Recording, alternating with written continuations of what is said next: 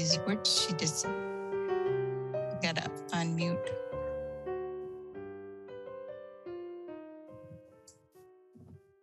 Carlene, can you unmute and say here? There you go. Sorry, I had an emergency call. I apologize. I'm here. Okay, Aaron Olson. Hi, here. Hi, Aaron. Janet Ray Dupree is not present yet. Put it.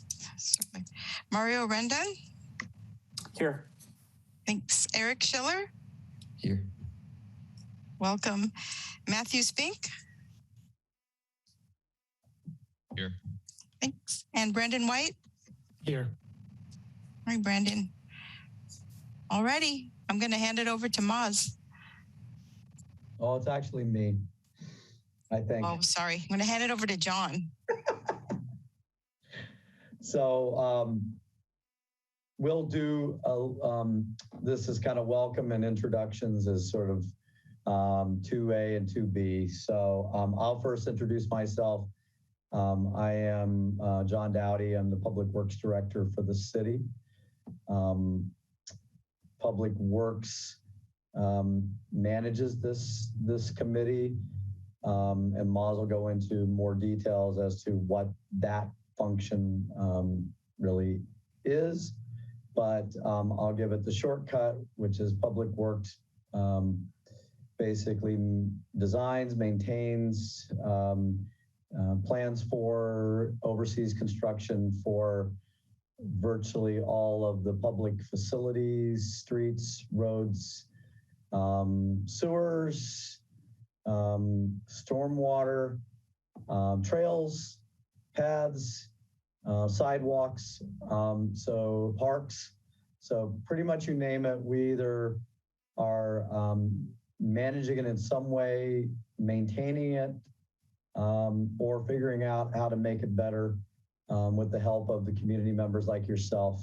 And so that is a nutshell. Recording in progress. That is a nutshell what we do as a department. And I will say we do this with a very, very small staff, but that's pretty consistent with Half Moon Bay. We do a lot with very little staff, frankly. We do work with consultants, and that's pretty commonplace. And consultants do provide basically supplement to our staff. Hey, sorry, John, to jump in.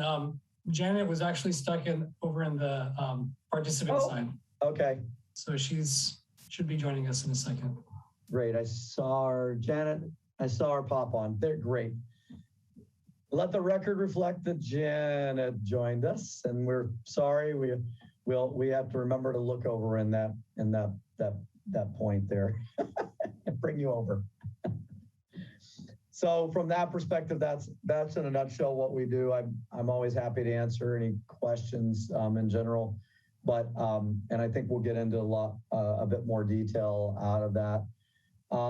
The other thing is that sometimes the question is, why do we have the BPAC? Again, Maz, the city engineer, will talk a little more in detail about what the role is and what we do. But to put it simply, state law requires us to have a committee that is focused on and assists us in dealing with what they consider complete streets, which means that they have that our streets start to look more like they're designed around not only the car, but every other mode of transportation, bicycle, pedestrian, that are also addressing issues of stormwater protection, stormwater cleaning, and things of that nature. And the council decided to basically create this committee in an effort to both help with originally developing the city's adopted bike pedestrian plan, and then subsequently to that, to then assume the role of our complete streets committee, which includes obviously issues surrounding pathways, trails, sidewalks, everything related to bikes and pedestrians, which basically, again, circles back around to also the complete streets work that we do beyond that point. and again, we'll talk a little more about that, but we do have an adopted bike pedestrian plan that was adopted, Moz, 3 years ago now, 4? September of 2019. There we go. Gosh, okay. So 2 years ago, it seems like longer than that. So we hope, I think we provided links to those documents, and we hope that you will, if you haven't had a chance, that you will take a look at that, because that's going to be sort of a guiding document for us as we go along this path out there. So why don't we go around and introduce ourselves, and for fun,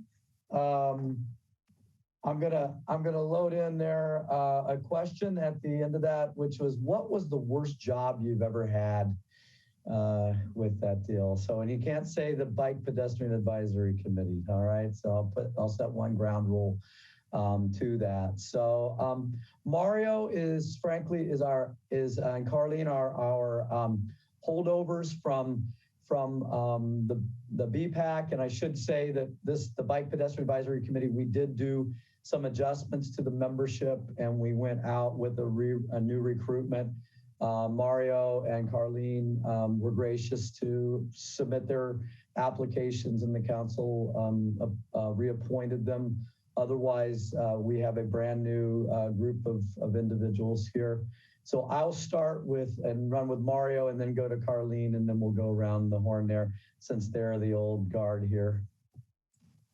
Great. Well, thank you, John, and good evening, everyone. Mario Rendon. I'm a downtown resident. I live in the Cypress Cove townhomes, and I am one of your pedestrians. I'm out and about pretty much daily, walking the dogs all over downtown, different routes, depending on the whim or whatever might scare one of the dogs, and we go in the other direction.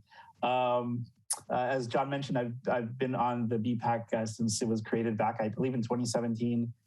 It's been really fun. I've gotten to learn a lot about the city, and John was talking about the public works functions. So it's just kind of interesting to know everything that's going on. In terms of the worst job I ever had, ironically, I was just having this conversation with my best friend last week, and he reminded me that in high school, I worked at Little Caesars Pizza. And anybody who has ever worked in quasi fast food or restaurant industry, period, I of course, given school, I was in high school at the time, my shift was Thursday night, Friday night, and Saturday night. 2 of the busiest nights that you can imagine. It was just crazy. It was a zoo, and this was all pre-computers and pre-apps and like pre-technology. The most advanced thing we had was the cash register and the credit card reader.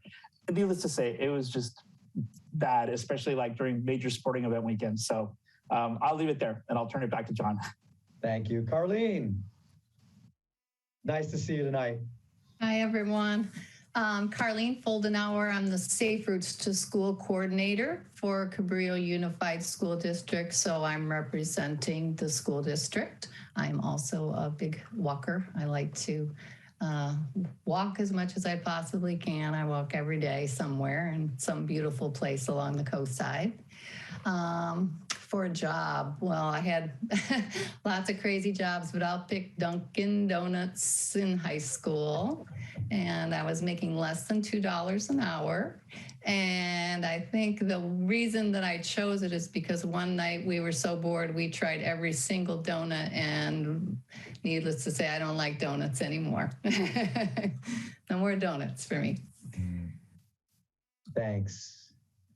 I didn't mention mine, so I'll just deal with it. I did McDonald's. That was really no fun, but actually the worst day was a one-day job in which I was moving bales of hay for a farmer who baled way heavier than he should because he sold them by weight to the horse farms in Kentucky.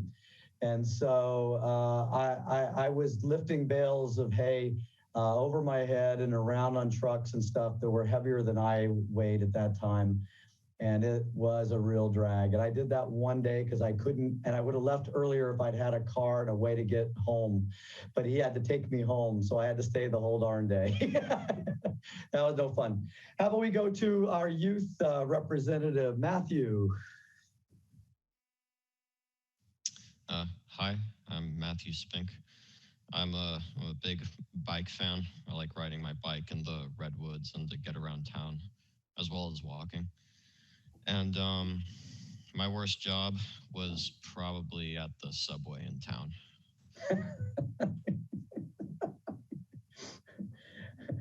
Agree. Aaron, how about you? Hi, everyone. Aaron Olson. I'm fairly new to Half Moon Bay. I've been here about 4.5 years, and I live in the Villa Cardoza townhouses on the south end of Main Street. So I have 2 kids. I have a 3rd grader who goes to Hatch, and I have a 1-year-old boy. So I'm either strolling the 1-year-olds downtown, or I'm riding the 3rd grader to school on the bike. So I just figured it made sense for me. Good way to get involved. Love Half Moon Bay. I'm from San Mateo originally, so not too far, but just always been drawn to the coast. So happy to finally be here. Worst job, I would say, well, after college, I did some traveling. I was in South America for about a year, and I came back right as the recession hit in 2008. So it was pretty much impossible to find work right away. So I ended up getting a job while interning, worked at a frozen yogurt shop briefly. And the work, it wasn't terrible, but I just remember working, I don't know, 30-hour a week or whatever. And then, 3 weeks later, I finally got my first paycheck. And I just remember looking at it and just feeling like I had already spent more than I had made. And it was just a depressing moment. Been there. Yeah. Thank you. Janet, how about you? Well, hello there. I've been in Half Moon Bay almost 27 years. Wow. I'm one of your bicyclists. I'm out there daily. I try to do about 10 miles a day, sometimes up to 20, 25 miles if I'm feeling particularly energetic. And I got involved with the committee because I noticed a number of gaps and a number of things that could be done a heck of a lot better.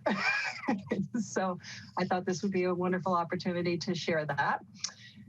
Worst job ever was transportation and planning reporter for the Los Angeles Daily News, averaging 4 to 5 stories per day, with an editor who would not hesitate to call at 7 o'clock in the morning and begin the conversation with swear words. So yeah, it was a pretty lousy job.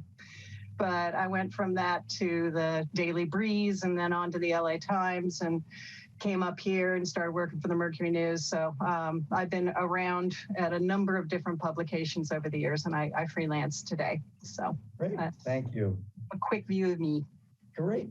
Eric, how about you? Hi, I'm Eric. My parents moved me here when I was about 1, and I've been, except for college and a couple of years in San Francisco, I've pretty much been in Half Moon Bay for about 30 years. I'm on the cyclist volunteer side of the committee. I am a Category 1 cyclist. I was kind of pursuing a dream of being a professional cyclist. And kind of still am, but probably not going to happen. Last year, I did about 580 hours of cycling, all in the area. And I would say my worst job was being a bike messenger.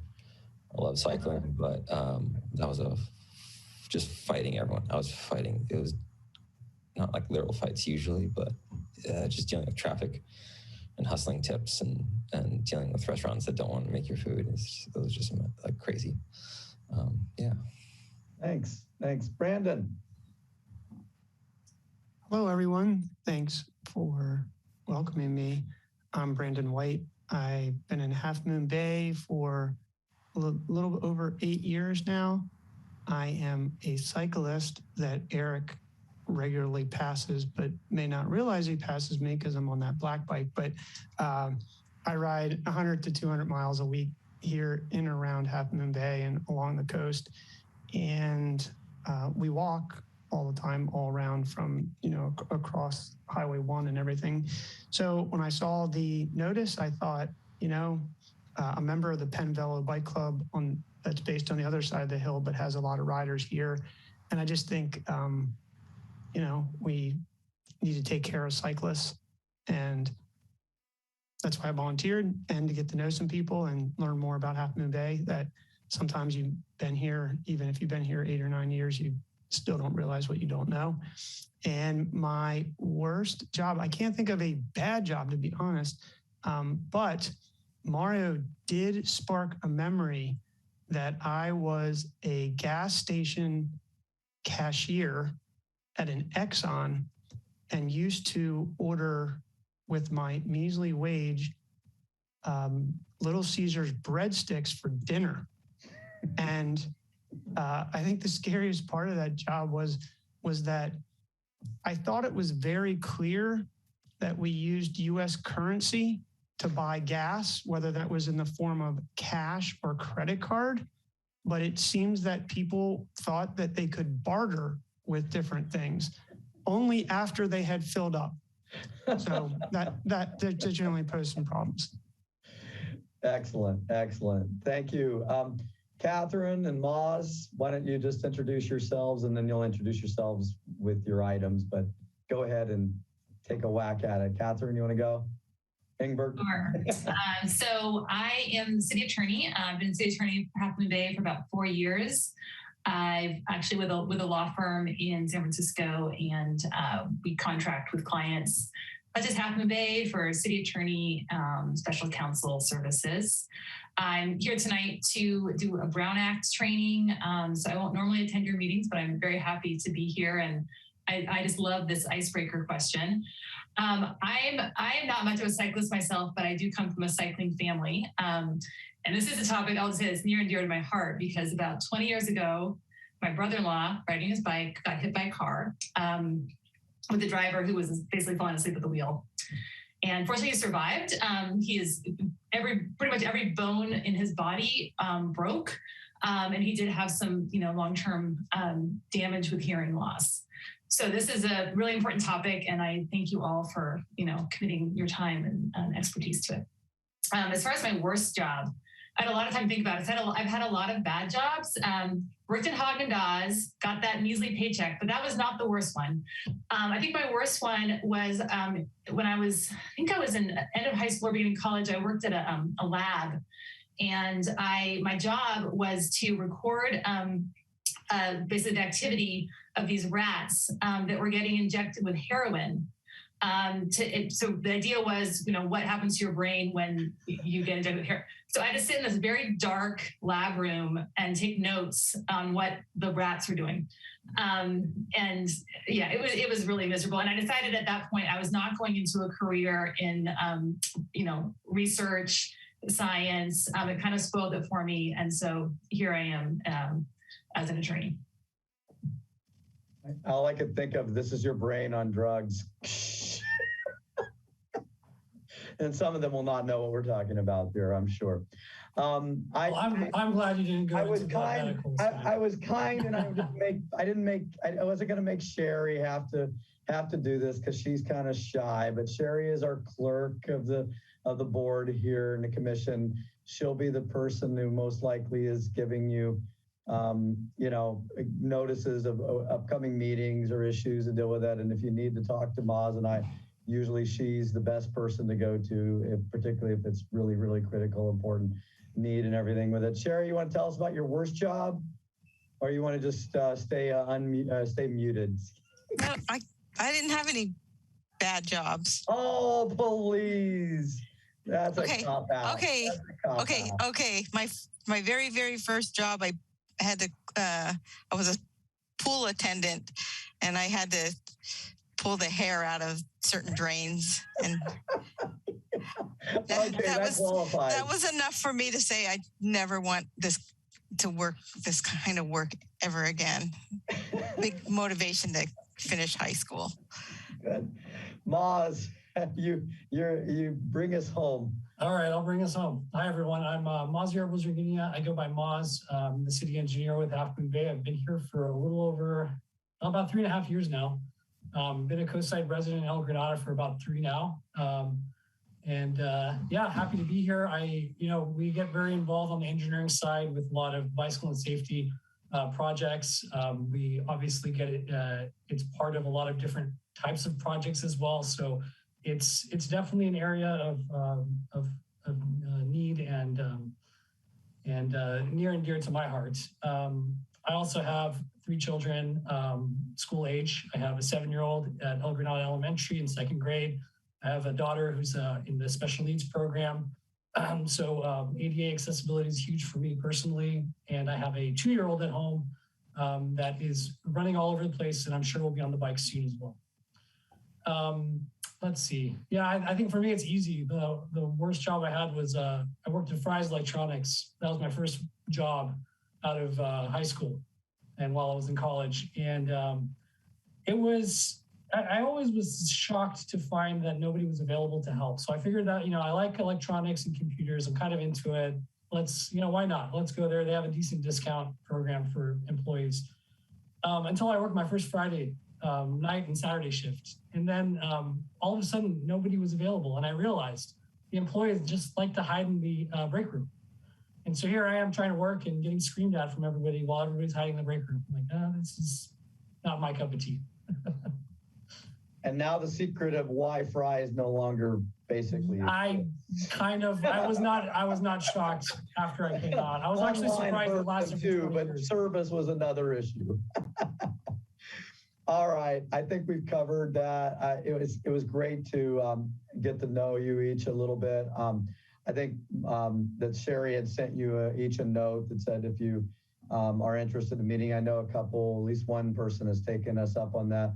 We'd love to sit down, Moz and I, have coffee or Zoom it if you feel comfortable that way or whatever, and just get to know you individually a little bit more and what your things are. We've kind of picked up on some of the themes here, but let us know what works. We're here and around, and always happy to buy you a coffee or just take a walk, or you can show us your pet peeves, or hopefully occasionally you actually thank us and pat us on the back occasionally. But anyway, we'll get to know you a little more, and as the evening goes, we'll get to know you even a little more, hopefully. This is probably going to be, I will say, it's probably going to be the worst meeting of BPAC you're ever going to have, because it's kind of just, the ground rules, learning what it takes to be in government, and in a commission role, and the things that go along with that. And we'll talk a little bit about things going with that. But I assure you, I think that the meetings will always get better than this one, but we just sort of have to do this process. And Mario and Carlene, I'm sorry you have to go through this again, but hey, that's the way it works. And thank you again for all being here. We really appreciate it. So now I'll just do it since I'm unmuted. Is there anyone from the public who wishes to speak on anything that is not on the agenda? That would be item 2, public forum. Is there anyone there waiting for us, Sherry? I have no attendees. Okay. So if some of you have not participated in local government or with that, this is something that we're required to have by law. And again, the idea there is that it allows someone to come and talk about something that isn't on the agenda. We usually limit the 2 to 3 minutes of time and let them identify it. You cannot take any action on something that someone brings up, but we can take note of it and we can figure out whether we can solve it, whether it needs to come back, or whether it's somebody else entirely that needs to do this. But we do have to have that. It's a good process and good thing. And it's a little odd with the Zoom calls and the way we do it as well with it. So with that, I will switch over to agenda item 3. And I will take administrative item. And what I'm going to do is I'm going to suggest something to the group. And Maz and I don't normally do this, but we're kind of in an interesting situation stuff. I'm going to say with regard to item 1A, normally we like to give people a time to get to know each other. And I would never want to have you guys try to really select a chair the first night you're getting to know each other and deal with it. Maz and I think it's important though that a chair sort of come from within you, so you don't feel like we're as staff trying to manage you too much and overrun you or do with this. Mario was our chair before we transitioned to the new group. And I'm going to recommend something that we normally wouldn't, but we're going to recommend that you consider electing Mario your chair for the time being. We would suggest probably 3, 4, 5, even 6 months or whatever, multiple, a few meetings to get to know each other, and then we can bring this back and do something with that. Mario, we've spoken to Mario about this. Maz spoke to Mario about this, and he, as far as I'm aware, has indicated a willingness to do that if the group is in favor of doing that. I think it would be very helpful for you, given that experience and kind of rolling from there. But if you're not comfortable with that and you just want to go with basically without chair tonight and kind of think about it, we can also do that, and we can just we'd recommend we just take no action on that. So with that, I guess what I would do is normally in this situation, since we don't have a true chair, I would take nominations for the chair, and wondering if there is a nomination in light of that suggestion that we're making to you to do that. And then I would ask for a second to that. And then if there were no other nominations or whatever, then we would just ask for a roll call vote to say, okay, we'll do this. So I'd be happy to nominate Mario. Is it Rendon or Rendon? Rendon. Rendon as chair. Would there be a second to that? I'll second it. Thank you, Brandon. For the record, the motion was made by Janet, second by Brandon. Are there any other nominations for chair tonight? Seeing none, I'll close that, and we will ask for a roll call vote from the clerk. Carleen Foldenauer, Yes. Aaron Olson, Yes. Janet Ray Dupree, Yes. Mario Rendon, Yes. Eric Schiller, Yes. Matthew Spink, Yes. and Brandon White. Yes. We have unanimous. Unanimous. Thank you. We appreciate that. I think that will help everybody along, and I'm happy now to pass the gavel this way on my screen to Mario, and thank you, Mario, for being willing to help us serve in sort of this interim manner. Great. Well, no, thank you, John, and thank you, committee members. Appreciate the support. And yeah, I as John said, Maz and I spoke earlier, and I think just for continuity and getting things kind of moving forward, this makes sense. I am happy to step down at any point. So just believe me, this is not, I have like this much of an ego. So I will not be upset in any way if a few months from now, as John said, there needs to be some adjustment. So thank you. So with that, moving on to on section 3 administrative items, moving on to B, the BPAC 2021 schedule. It was included in your agenda packet. And as you can see there, we typically meet every other month on the odd number of months. but you'll notice that there is a special meeting coming up on the 29th with the Parks and Rec Commission. And John and Maz, I don't know if you want to maybe go into a little detail on that if needed. Sure. This is something that we've been kind of talking about, and I will touch on a little bit more later on.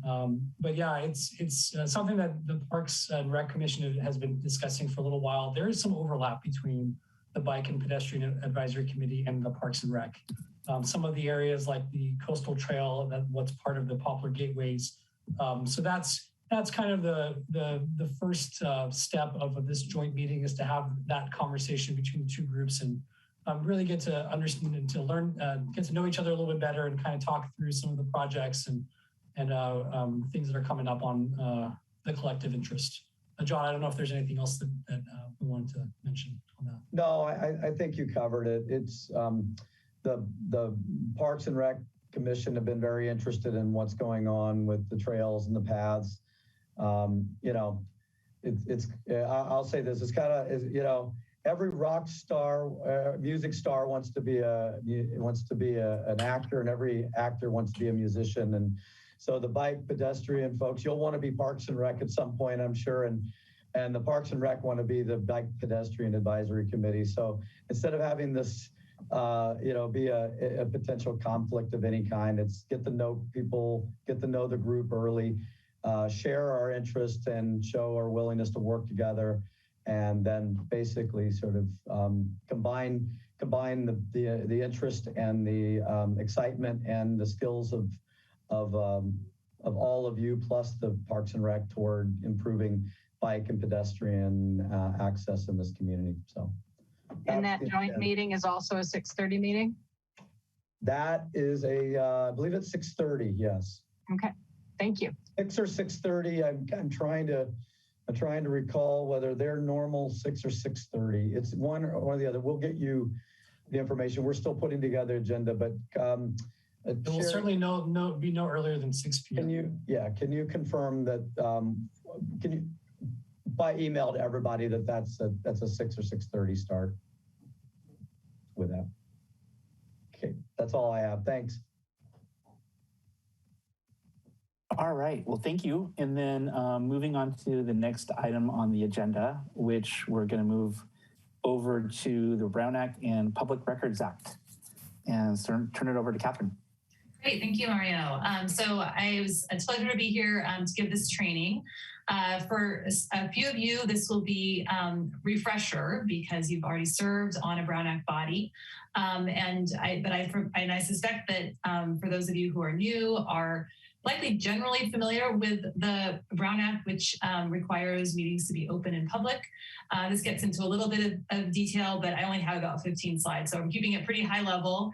And I'll flip through those momentarily, but I'd say, you know, one of the main takeaways for me in this electronic age is that, of course, we're doing our meetings on Zoom for now.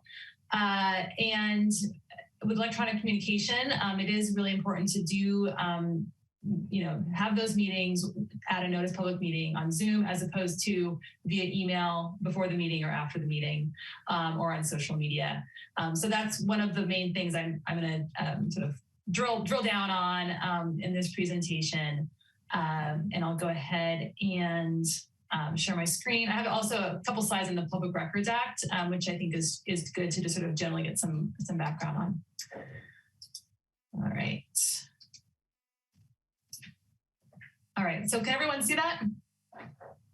Great, and I cannot see all of you yet. So I also say we can keep this pretty informal. And so if you have questions, do feel free to unmute yourself and go ahead and ask. Since I can't necessarily see all you do on my screen, just feel free to jump in. All right, so oops. All right, so the Brown Act is, of course, state law. It's been around for a while, and it applies to local legislative bodies, such as city council, board of supervisors, and city commissions and committees.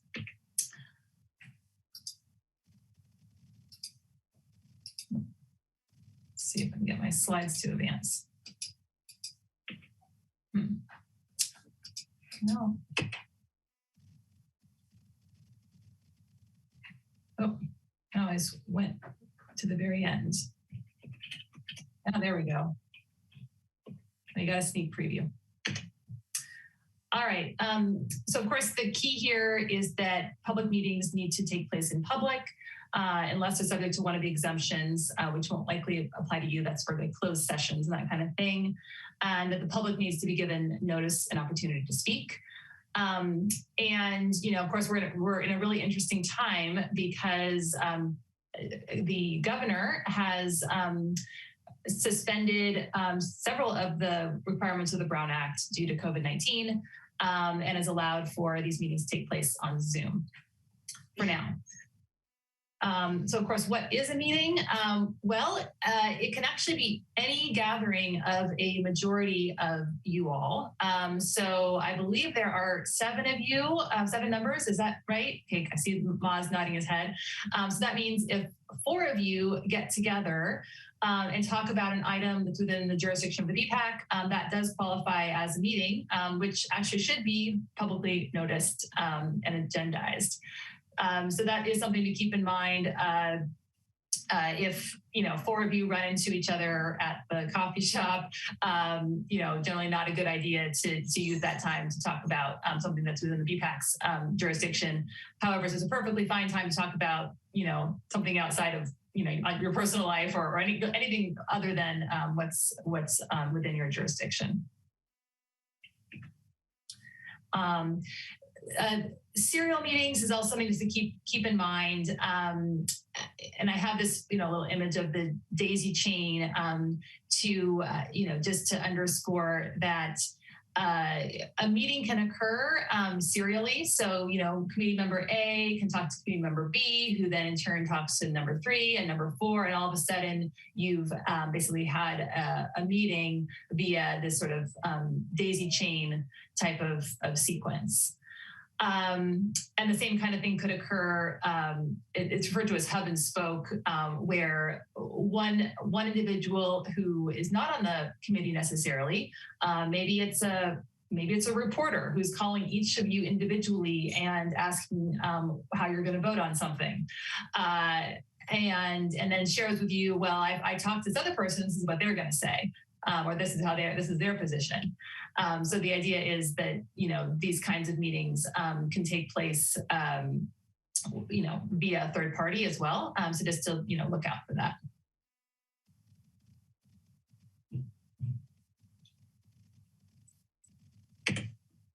All right, so there are some meetings that are not subject to the Brown Act. I won't go through all of these, but the first one I do want to highlight contacts with individuals. So actually, 2 of you can talk to each other about an item within your jurisdiction, and as long as it's less than a quorum, that is okay. But again, keep in mind that you want to be careful if you do talk to somebody else that they don't then talk to, 3rd or 4th person on the committee. What else? I'll just mention, the last bullet, social or ceremonial events. Of course, you all can attend an event together. And, so long as you don't talk about a topic that's within the jurisdiction of the committee, that's perfectly fine. Okay, so I think John kind of covered some of these basics, but Brown Act meetings require notice, 72-hour notice for regular meetings, 24-hour notice for special meetings. The agenda has to include basically agenda items, brief description of each item. It can be very brief. And you've got to stay on topic, of course. The key is you're not allowed to talk about non-agendized items. If topics do come up, like let's say, we actually have an attendee this evening and they wanted to talk about the, a specific intersection and how unsafe it was for pedestrians. We take their comment and then we could always decide, the committee could always decide to place that on a future agenda and actually agendize it for discussion.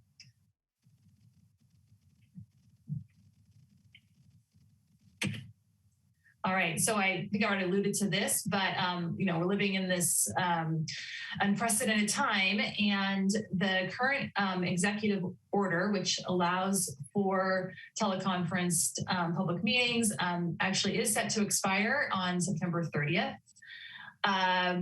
We're not expecting the governor to do anything. He's a little bit preoccupied right now, at least through September 14th. So it's possible after that time, he may extend it. There's also pending legislation that would extend the allowance for teleconferenced Brown Act meetings, I think through January. And if I were a betting person, I would say, we're likely to see an extension one way or the other due to the Delta variant.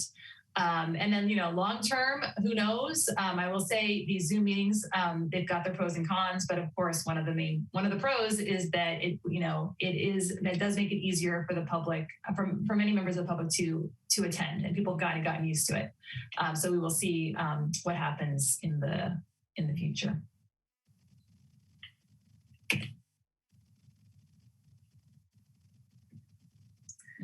All right, so I've got some hypos just to make sure we're awake and paying attention.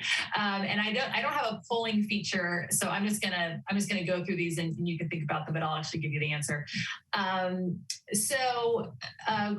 Hypo for you, may staff make use of the Zoom breakout room function to allow for small group discussion during meetings? Yeah, I'm seeing some head shaking, and I would say no, that's not a good idea because the public is not there with you in the breakout rooms, and so then all of a sudden a portion of your meeting has become not accessible to the public. Can staff dispense with the roll call vote and instead use Zoom's polling function? Well, I think John kind of answered that for us already because we did a roll call vote, and that is the best practice way to go now that while we're in the Zoom format here.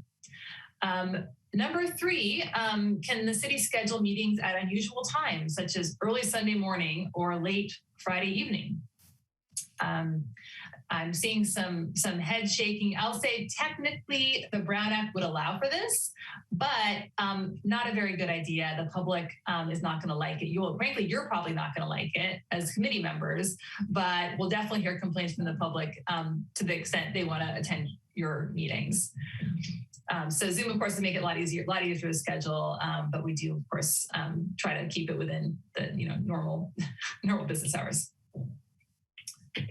Okay, I think I might have missed a couple slides. Let me just go back. Okay, I've got a couple more hypos on the Brown Act. And these are questions about whether these meetings can happen without being noticed. So first example, the mayor holds monthly meetings to everyone and he publicizes them on the city's website. Does this require a Brown Act notice and agenda? The answer is no, it does not. The mayor can go ahead and do this because the mayor is acting in, individually without a quorum of the city council. So this is okay. Number 2, all but one member of the BPAC attends this meeting with the mayor to discuss a controversial issue. Now, do we have, I'm seeing shaking her head. It looks like I'm probably shaking her head because this is not a good idea. So this now all of a sudden turns into a BPAC meeting that would require a notice, an agenda for the BPAC to do that. So yes, so under this scenario, several BPAC members need to decide, you know what, I'm going to sit this one out. Maybe I'll go to the next monthly meeting with the mayor. Make sure you don't have a quorum of you all meeting with the mayor to discuss this hypothetical controversial issue. All right, well, what about 2 members from each of 3 different commissions? So let's say we've got 2 BPAC members, 2 Park and Rec, and 2 Planning Commission members. They each get together on their own initiative to discuss areas of potential overlap and synergy between their commissions. Is this a Brown Act meeting? Does this require a Brown Act notice? No, it does not, because we've got less of a quorum of each group. That said, we would want to exercise. I think these individuals we want to exercise caution in terms of mission creep, because they may end up finding themselves, doing things outside of their jurisdiction or getting into work that's typically done by staff. All right. So I'm gonna I'll just pause. I'm gonna start talking about the Public Records Act next, but I'm just gonna pause there and see if anyone has any thoughts, questions, feedback on the Brown Act stuff. So I have a question. Yeah. Can we talk to each other individually without discussing what our vote would be and not violate the Brown Act? Great question. So you can talk to each other individually, yes, so long as it's less than a quorum of you. And so regardless of whether you're talking about what your vote's going to be, if you're talking about something within the jurisdiction of the committee, you should make sure to limit your discussion to less than a quorum. So I know one other person, frankly, because there's 7 of you, technically talk to 2 others, but I would say exercise caution, because if everyone's doing that, then all of a sudden you could have a serial meeting. Thank you. Any other questions or follow up on that? Yeah, just to clarify, if one person talks to 6 other people, that's not considered a serial meeting. If one person on your committee talks to the 6 others, I would say that looks to me like a sort of that hub and spoke kind of situation. Right. So I would not recommend that. I'll tell you as a practical matter, and I don't know how much you're going to need to be talking to each other outside of the meetings. Maybe not that much. I suspect most of your questions will be able to be answered by Maz or John or Sherry. So those are usually your first stop if you have, comments, questions, concerns, and they're, very careful, to make sure that they're not, serving as a conduit to share other committee members' ideas. And I would just add on that front, if there's something that should be discussed, I mean, that we would certainly be open to hearing from our members on topics of concern and agendizing it for a formal discussion. That's what I would recommend to do if that's the concern, is to talk about something specific with the group. Great suggestion. Okay, well, I just wanted to briefly talk about public records. You're not going to probably get too involved with Public Records Act or Public Records Act requests. But again, I wanted to just sort of focus on the email portion. Public Records Act is the state's, public information. It's like FOIA, if you've heard of that, Freedom of Information Act. It's California's version of that. People can request public records. There's timelines in terms of when the city has to respond to Public Records Act requests. Basically, generally every record in the city's domain is a public record, but it may not necessarily be disclosable because there are some exceptions for things like attorney-client privilege, privacy, employee records, administrative drafts. A number of things are, subject to these exemptions. I did want to, I guess I just went straight to the hypos. With emails, though, it is important to note that if you're emailing about city business, your email may be a public record. And I don't know that we're going to get, I suspect it's probably pretty unlikely we'll get, PRA requests for all of the emails of the BPAC members. But you never know. So, I think this to be mindful. Okay, so here's the hypo to kind of drill down into that thought. So hypothetically, a city commissioner sends an email to neighbors saying, hey, the commission is considering an important issue at tonight's meeting. I hope you can all attend and participate. First question, will a member of the public be able to obtain the email under the California Public Records Act? And I would say yes, likely so, because this is a topic of the public's business. The topic of the email was a city meeting. So within the, the public's domain. Well, second, what if the email was sent using the commissioner's personal email? Is it still a public record? Yeah, it likely is because actually this is an issue went all the way up to the California Supreme Court a few years ago. And basically the court said, look, it doesn't matter if it's on their personal device or, phone, whatever. If it's about if the topic of the communication was about the public's business, then it is a public record. So, again, we certainly don't want to have you go through your personal email if we get some sort of PRA request, but that's just something to be mindful of. All right, third, what if the message was sent via Facebook, Twitter, or other social network platform? All right, well, this is a sort of new emerging topic, but yes, this can also be a public record. It's still a little bit hard to obtain some of these communications, but the idea is that if you're talking about the public's business, it doesn't really matter what forum you're using for that. This still could fall into the Public Records Act. And then number 4, what if the message was only sent to the commissioner's spouse? And here, this may not actually be a public record. And I'm really just sort of drawing the distinction of, if something that's personal business, if I'm using my city email account and I email my husband and say, hey, can you please pick up milk on the way home?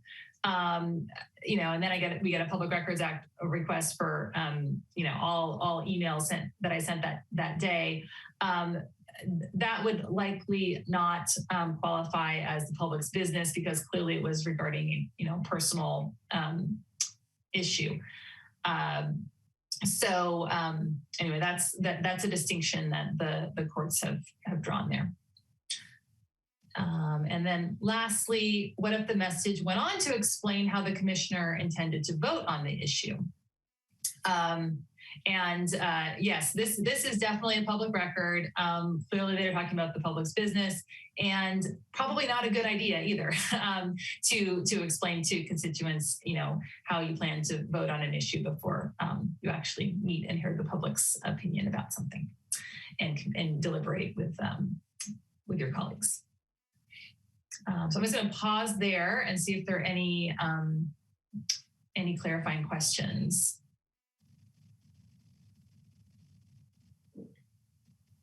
I don't see any. I'm going to stop my share. Okay, so that's it.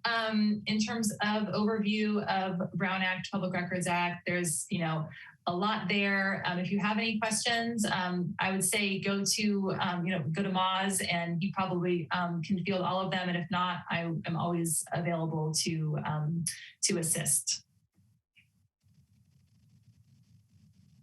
And I think that's all I've got then. Great, thank you, Catherine. So good information, good resources, and we will revisit this as opportunities come up when we have members of the public and whatnot go through all this. So moving on the agenda, so BPAC bylaws, that's item D, and Moz, does this go to you? Yes, that'll be me. Let me make sure I can get my screen share going for you guys.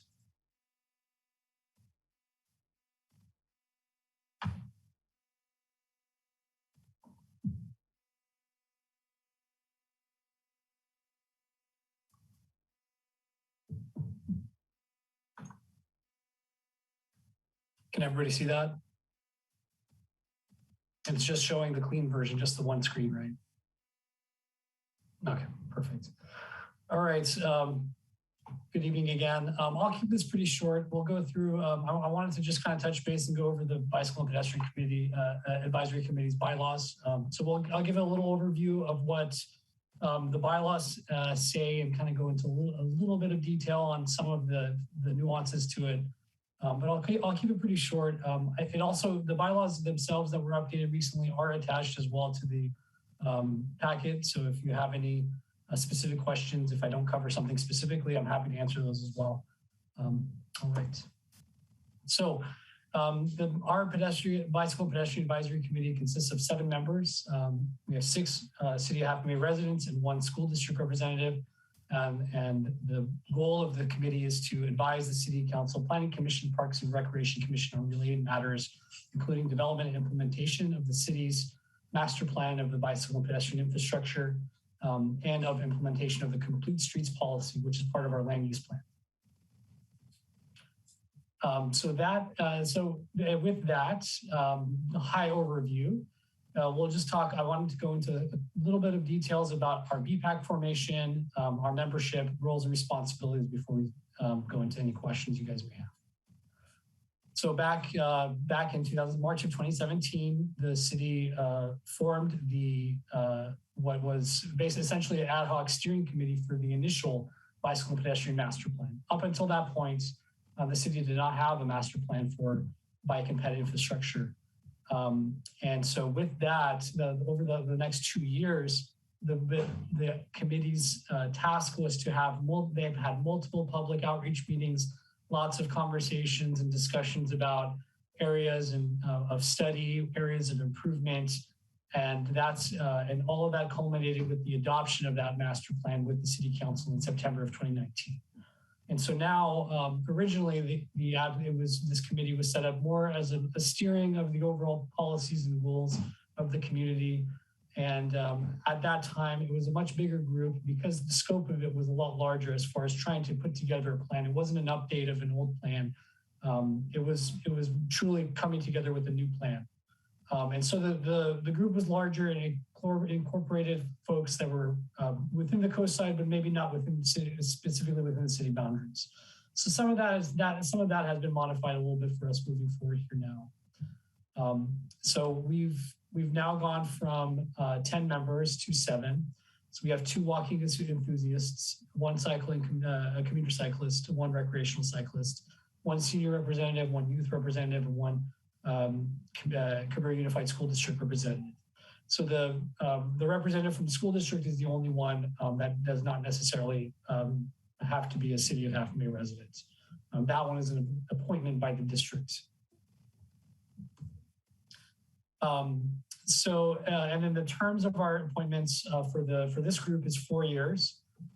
We generally, the last one was 2017 and 21, and this is the first time we went through an appointment since the inception of this group 4 years ago.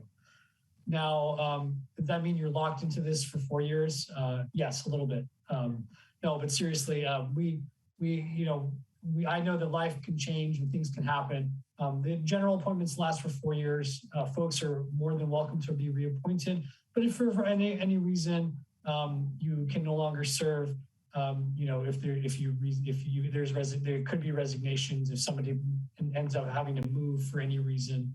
And hopefully not on this case, but if there's a lot of absence, a lot of missed meetings, then we may, the group may decide to vote on a removal of a member.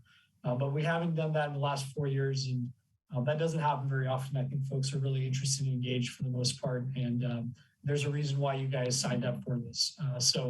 But there is those nuances, and if it comes up, we'll deal with posting of a vacant seat. Generally, the chair and vice chair terms are 1 year.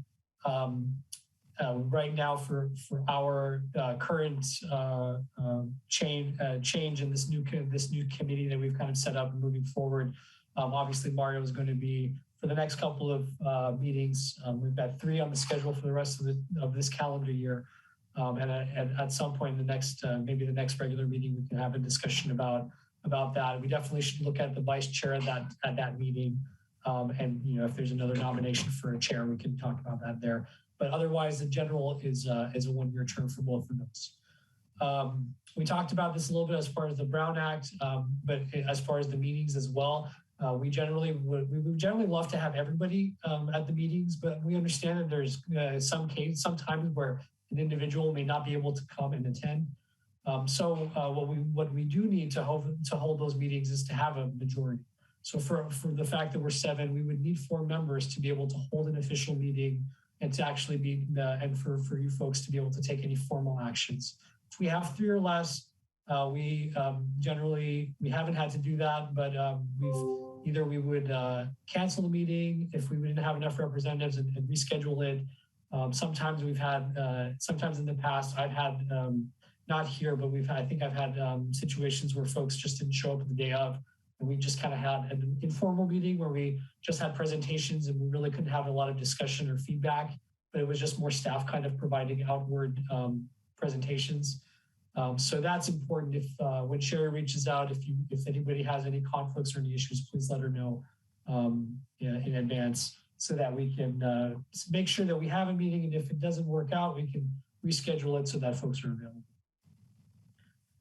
And then just as a note, no, I shouldn't be a major surprise, but everybody's entitled to 1 vote. So each one of you has 1 vote, and there's 7 votes. So that'll be the tally that we'll look for when we're voting on different items.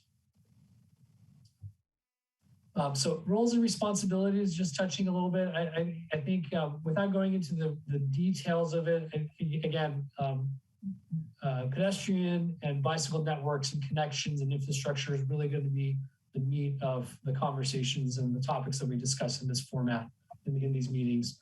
And this group is an advisory committee and doesn't specifically have authority other than what's stipulated in the bylaws, which have been approved by City Council. So a lot of times the scope of the project, the specific details of a project, those are the kinds of things that we really want to get feedback. And I think those are the things that you guys are interested in getting involved in.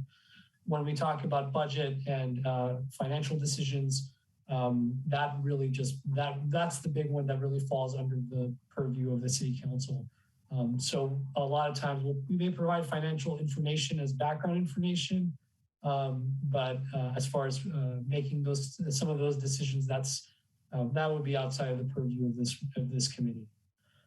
We also want to encourage public participation. I mean, it's sometimes it can be tough to get folks to. Sometimes we don't always get folks to attend from the public side, but it definitely is. It brings a lot more to the meetings to have that engagement and that public participation.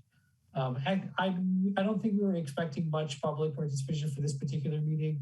But as we go forward with more specific projects, we will use this committee as a public forum to have conversations about projects that are within this group's oversight. So when we have projects that have bike and ped components, especially the ones that are heavily bike and ped projects, we will certainly be going through this committee, and we will be doing, don't be surprised if we do outreach and notification on the meeting in advance, in addition to just the posting of the agenda, to try to get more folks to be involved and engaged, especially when there's a topic of conversation that should be discussed in a public format. And again, just wanted to reiterate that myself, John, Sherry, city staff, we're here to help, and our job is to act as the liaison between the BPAC and the City Council. Not to mean you can't talk to your City Council member, again, within the confines of the Brown Act. But if there's anything formally that that needs to be discussed, if there's any area of concern, the staff can act as a liaison between the BPAC and City Council and other commissions as we staff those other ones, and keep that conduit of communication kind of going through that format, and seeing how we can try to strategize on different types of meetings, like similar to the joint public meeting that we're going to be having with Parks and Rec coming up in a few weeks. That was pretty much it as far as my overview of the bylaws. And there's a lot more there's a lot more specific details and protocols in the bylaws themselves. If there's anything that I haven't covered that you'd like me to touch base on, I'm happy to do so. But I'll stop there and open up for questions.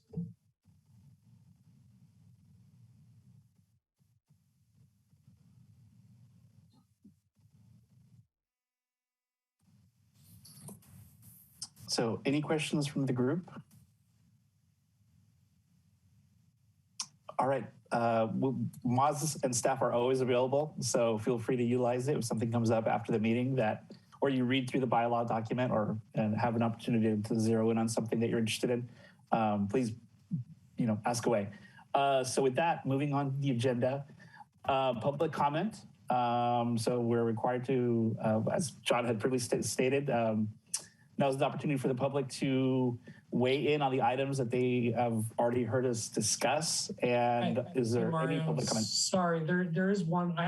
There's one other presentation on the capital improvement program before public comment. Oh, I'm sorry.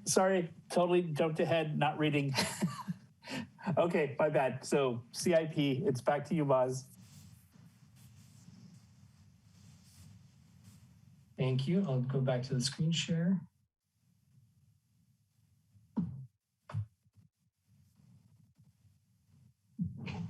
All right.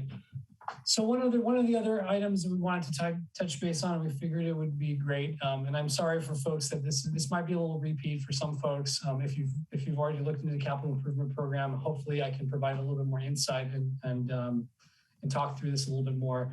But I just wanted to provide this. We wanted to provide this introduction to folks that may not be aware of what a capital improvement program is.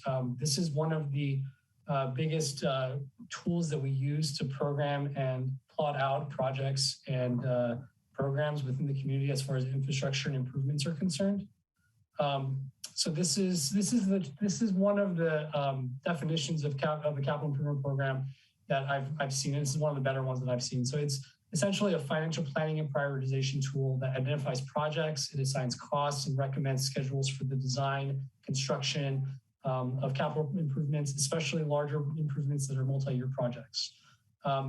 A project or program becomes part of the CIP when it involves the purchase, improvement, or construction of a major fixed asset and equipment that are usually more expensive and non-reoccurring and relatively permanent. So we don't have a specific threshold, but what we've been looking at is basically anything that's looking at larger than $30,000, whether it's an equipment purchase or a capital project, we look at incorporating that into the capital improvement program. So for the smaller ones, they may be contained in other programmatic categories, or they may be part of an operating budget, but any of the big, so this will pretty much capture any major project that we're working on. So the city's currently adopted CIP was adopted by the city council. Sorry for the typo. The city council on June 15th of this year, and it's divided into 9 separate categories. Before I go into that detail, so just a little bit on the process, you guys will see this too. So what we usually do as far as budget season is concerned, the early part of the calendar year is when the city staff start looking at setting up the budget for the next fiscal year, which would begin in July 1. And so the CIP is one of the tools that goes along with that. What we will do is actually provide this document, this information to folks. We will bring a list of projects. We'll provide status updates early on in the calendar year, and ask for feedback from you guys regarding the projects we're working on, the scopes of the projects that we've put together. Is there any area, anything of concern for the committee that we should be incorporating and including? And these are the types of comments and feedback we're looking for from the group as we take this to city council, because they will want to know what the committee had to say about it and what the priorities are for you guys. Obviously, funding always is a little bit of a challenge at times, especially when we're talking about the size of the program that we have. So there's always, there may be some changes, but they, as far as the feedback that's received from this committee, it's very important to the city council to know where you folks land on priorities and desires and needs. So our capital program is divided. It's usually a 5-year program. We only have 1 year of funding, but we try to plot it out for 5 years. A lot of our projects do, especially the big ones, do go over multi-years. And so that's why we kind of look at a 5-year snapshot, and it's separated into 9 different specific programs. We have a stormwater category, we have economic development, we have operational improvements, there's parks, facilities, sanitary sewer system, our collection system, our streets, and last but not least, our trails. And all in all, our capital improvement program is 59 plus distinct programs and projects at an estimated cost of 84 million. The reason why I say it's plus, we are in September, 3 years in the new fiscal year, and we already have a new project added to the list, which we'll talk about. But sometimes funding becomes available when when you're not seeking it, and the priority kind of jumps to it adds to the list. So that's why I kind of mentioned it from that perspective. I have, so these are just snapshots right out of the CIP. I'm not going to read through this in detail, but you can kind of see, the way that it's kind of set up. We have our different programmatic areas, and we have project titles. We have some project numbers to try to keep these things separate. We do have some project names that are somewhat similar in different areas. And then we try to provide an estimate of prior year costs, what has been expended to date. So it's good to know for multi-year projects what investments have been made so far. And then, of course, we look at allocation of funds for the next fiscal year. So this is the 1 year part of the capital program that gets approved as far as funding is concerned with the city council. Then we also do list some unfunded improvements, because although our needs for the capital improvement program are large and important, unfortunately, there just isn't enough funding to capture all of it all at once. And so what we want to do is at least highlight the areas where we have funding deficits so that we can keep that in the forefront and seek other opportunities, such as grant opportunities and other means when it becomes available. For the most part, I think there's 3 categories. I have it underlined here. There's 3 categories that I think the Bicycle and Pedestrian Advisory Committee will be hitting the most. We have the parks facilities, we have streets, and we have trails. So streets and trails, I think, are pretty straightforward as far as the bike and ped piece. But parks do have a part to play in that, and that's where there is that little bit of an overlap. With trails, with Parks and Rec Commission, and parks with the BPAC group, because we do have bike racks at different parks. We have different amenities that we want to incorporate to provide for better pedestrian and bicycle access.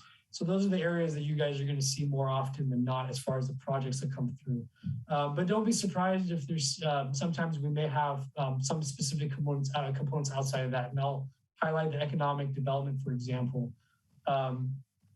There is one project on the list that is the Town Center Master Planning Project, and that's really looking at the core downtown area and looking at a variety of different things.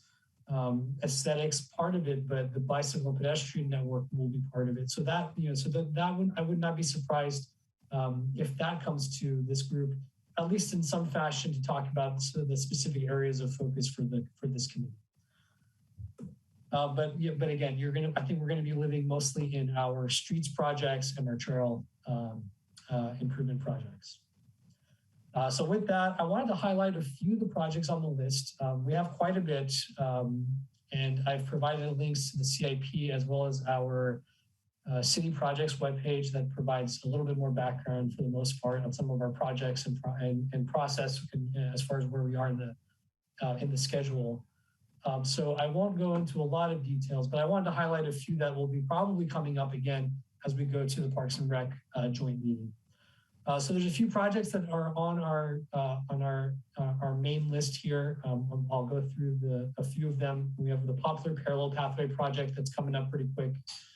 There's some coastal trail maintenance that's going to be part of the conversation with Parks and Rec and the other ones here. So I'll start going through these, and if anybody has any specific questions, you know what, before I go into that, maybe if there's any questions you guys have or anything I didn't explain up to this point, let me know before we go into a little bit more details about some of these more specific projects.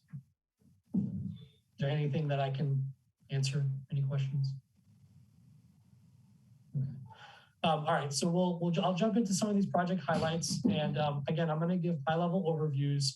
I did not want to bombard you folks with a lot of detailed information, so I'll do the high-level overview.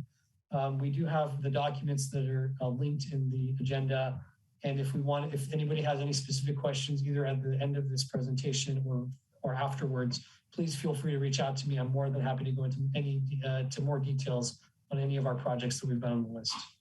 I may not know the answers to all of them, but I have a pretty good idea on most of them.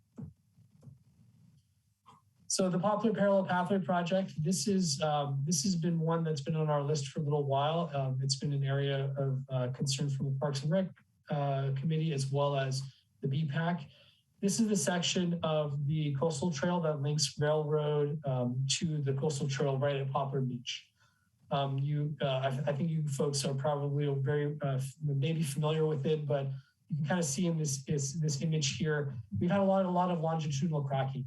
And so what that basically means is that the material that's underneath the pavement surface is not suitable. It doesn't have any strength. And so regardless of what you do on the top, the bottom continues to give out and it forms these cracks that come up.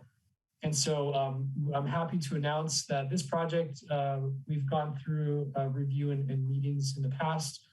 We actually had our pre-construction meeting last week, and we are looking at starting construction this coming Monday. So this project, what it will do is we will be digging up the asphalt path. We will be doing some treatments to the soil that's underneath to make it suitable for a pathway, for a class 1 pathway for peds and bikes. We're doing a little bit of widening. We're taking it from 8 feet in some areas, 7 in some, where the majority of the pathway is being widened to about 8 feet.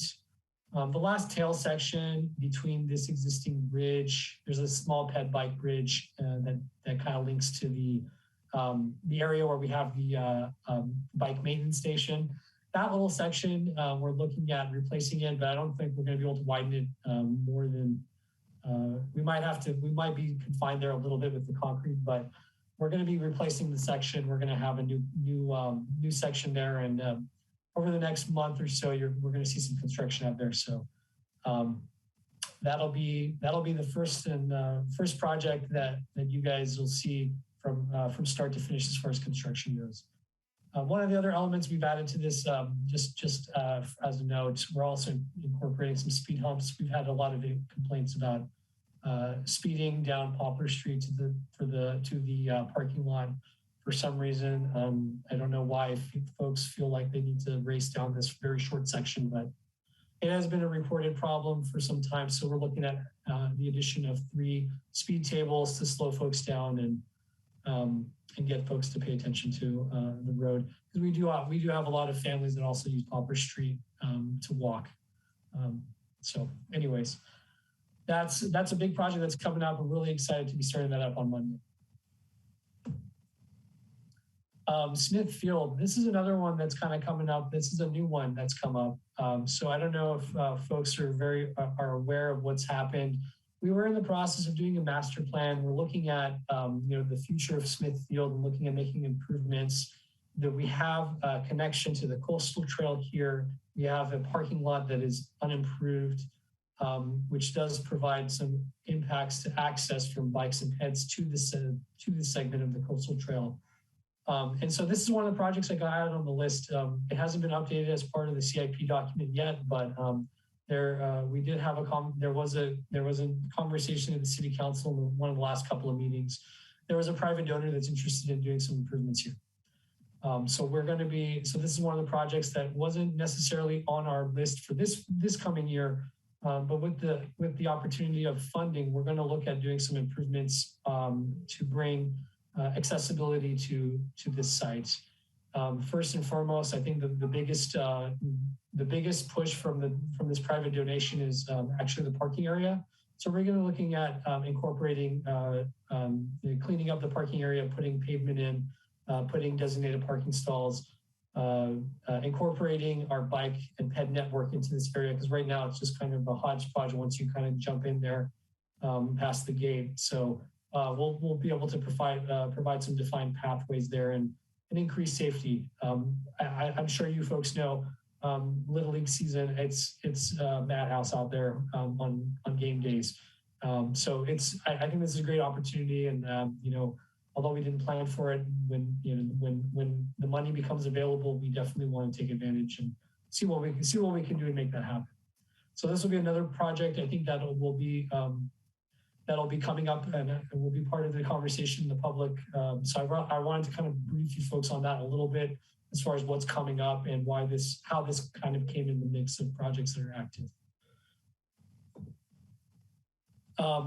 Another area that we've been really focusing on over the last 4 years, we've been looking at our network of East Side parallel trails. There are a lot of areas of need as far as our connectivity through, especially the Highway 1 corridor. As a resident on the coast side, I think a lot of us would love to be able to use those networks, especially I think avid cyclists are more comfortable with it, but especially folks that have younger kids. I know that it's a challenge to get to downtown during some certain peak traffic seasons when we have certain festivals and events. Although right now it's not huge, not a lot of it happening right now. But pumpkin season's right around the corner. We're going to start seeing the traffic. So we really want to look at implementing and building out our bike network and our Class 1 network for folks that are looking at using other means. We have, the reason why we've kind of looked at this northern section is we have a couple of projects already in the works. The segment 1 it would take the Class 1 pathway on the east side from the North Main Street segment all the way to Spindrift. That's part of the Highway 1 North project, and I'll talk about that in the next slide a little bit. I like this image. Yeah. Maz, I'm sorry to interrupt. I'm a little confused. There is no actual path there. So is this building a path on the shoulder? Proposed. So the segment 1 is a proposed Class 1 pathway, and that would go from the North Main Street to Spindrift. Oh, thank God. Okay, yeah. Great. Thank you. And yeah, absolutely. I will give you more information on the Highway 1 component, those projects. The segment 1 and 2, they're tied to a couple of big highway projects. Segment 3 is existing. I think that's the area we all kind of know. It's north of Russo Fronte Avenue. It kind of goes to Rocket Farms and then just kind of stops. There's nowhere really for it to go. It was a good infill project at the time, but we definitely want to build that out. And so, thank you. Yeah, so that one's existing, and then the segment 4 is the next project. That one is not existing, and that's something that's new that we're working on. So as you can see here, this area for the most part we've been really focusing on as an area of concern for the corridor. We also are looking at the south connection as well, but we are a little further along on the north section, just the way that some of the projects turned out with the highway improvements. But we're definitely going to be looking at the east side parallel trail segments for the most part.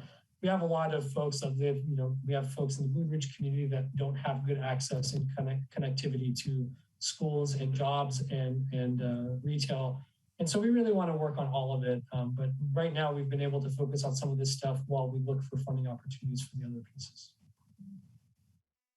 So talking about the Highway 1 projects, there's three projects. 2 of them that are on here, and 1 of them that I think everybody's familiar with on the south end that we're wrapping up on construction. So the Highway 1 South project, I'm happy to report back that we're getting really close to finishing that up and getting that Main Street Higgins Canyon Road piece open back up. I really want to thank the biking community and this group.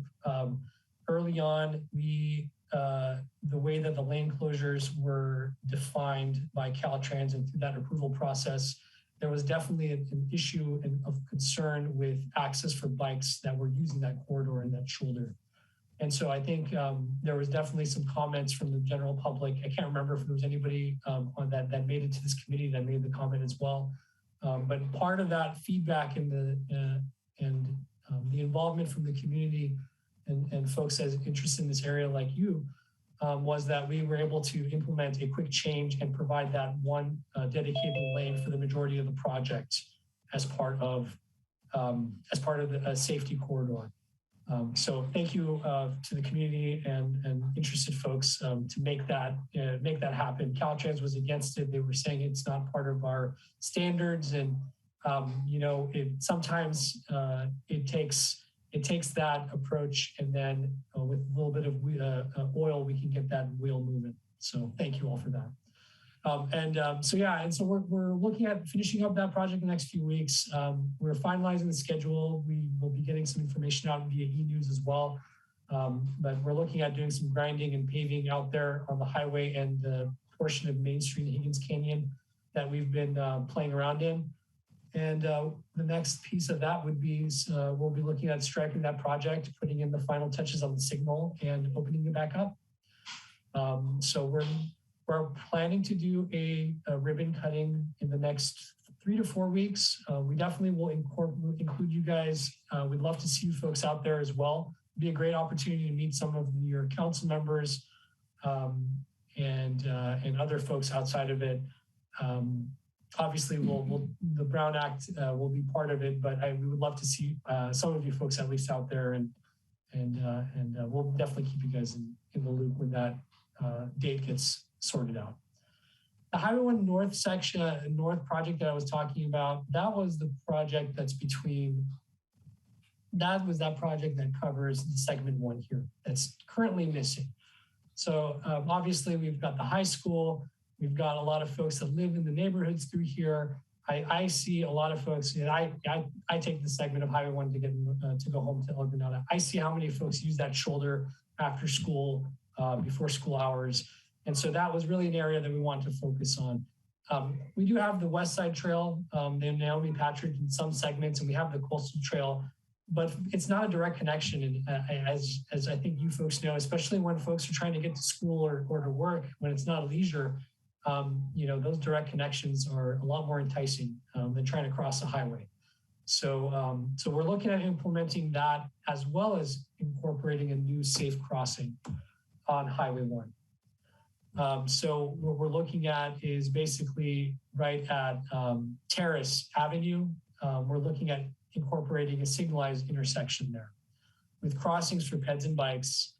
We're looking at cleaning up some of the turning movements. We've got turns into Bellevue that are a little dangerous. And so we're looking at basically incorporating some improvements here to define where the safe crossings are, to provide that crossing, and also to incorporate bike amenities, bike and ped segments, and try to build out this segment in this corridor. This project's a little bit further behind. It's a little bit larger scope than the Highway 1 South project. Our estimate is about $9 million for this. We have a lot of funding already incorporated, a lot of transportation grants from San Mateo County Transit Authority. We also have funding from private development that was geared specifically for this project. And we're applying for other additional grants as we speak to make this project whole. We're looking at hopefully starting construction in the 22-23 fiscal year, so the next fiscal year. So hopefully we'll look at having this project out to bid in about a year from now, and look at starting construction early 23. Can you help me understand what I'm seeing in that diagram on the right? Where is Terrace?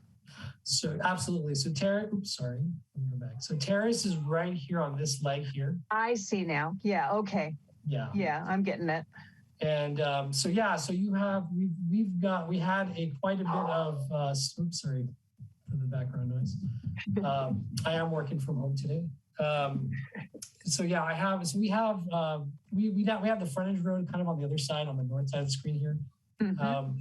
So we've got quite a bit of interesting movements here, and we've been working with the property owner, with the farms, because this is going to impact them quite a bit. It's going to be a big change for the community as well, for Bellevue folks. So we've been talking to folks there too, but for the most part, I think people are on board, because although adding another signal may not be ideal for a lot of folks, we do have some safety concerns with people crossing, especially bikes and peds. It's a long stretch between the crossing point from North Main Street and Frenchman's Creek without really a direct access point. So I think from a bike ped perspective, that's going to be a huge benefit to the community. And also for the folks that live in that area. I know that it can be tough. I try to stop, especially in the morning when folks are trying to make a left and go north on Highway 1. I try to stop and give as many people that are turning in or out room.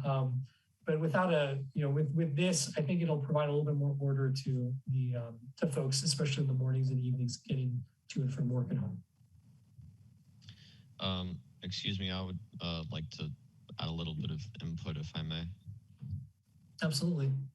So in the neighborhood across the highway from Terrace Heights, I'm not sure what it's called. It's a lot of like Portuguese people who live there, if anyone might know it. However, they have quite a hard time just getting out of their neighborhood with all the traffic on the highway.